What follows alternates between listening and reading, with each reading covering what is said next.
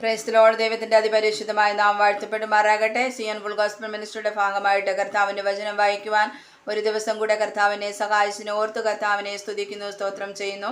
ഇന്ന് വായിക്കുന്നത് പഴയ നിയമത്തിൽ നിന്നും യോനാ പ്രവാചകന്റെ പുസ്തകം 3-ാം അധ്യായം 1 മുതൽ 10 വരെയുള്ള തിരുവചനങ്ങൾ. യഹോവയുടെ അരുളപ്പാട് 2-ാം പ്രാവശ്യം യോനയ്ക്ക് ഉണ്ടായതെന്തെന്നാൽ, നീ പുറപ്പെട്ട് മഹാനഗരമായ നിനവയിലേക്ക് ചെന്ന് ഞാൻ നിന്നോട് അരുളി ചെയ്യുന്ന പ്രസംഗം അതിനോട് പ്രസംഗിക്ക. അങ്ങനെ യോന പുറപ്പെട്ടു, യഹോവയുടെ കൽപ്പന പ്രകാരം നിനവയിലേക്ക് ചെന്നു. എന്നാൽ നിനവെ 3 ദിവസത്തെ വഴിയുള്ള അതിമഹത്തായ ഒരു നഗരമായിരുന്നു. യോന നഗരത്തിൽ കടന്ന് ആദ്യം 1 ദിവസത്തെ വഴി ചെന്നു.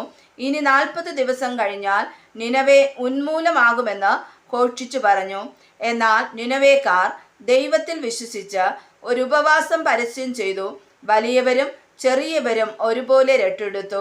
വർത്തമാനം നിനവേ രാജാവിൻ്റെ അടുക്കൽ എത്തിയാറെ അവൻ സിംഹാസനത്തിൽ നിന്ന് എഴുന്നേറ്റ് രാജവസ്ത്രം നീക്കി വെച്ച് രട്ട് പുതച്ച് വെണ്ണീറിലിരുന്നു.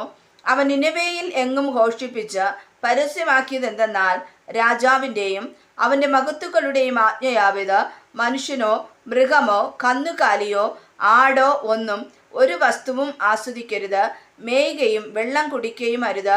മനുഷ്യനും മൃഗവും രട്ടുപുതച്ച് ഉച്ചത്തിൽ ദൈവത്തോട് വിളിച്ച് അപേക്ഷിക്കണം.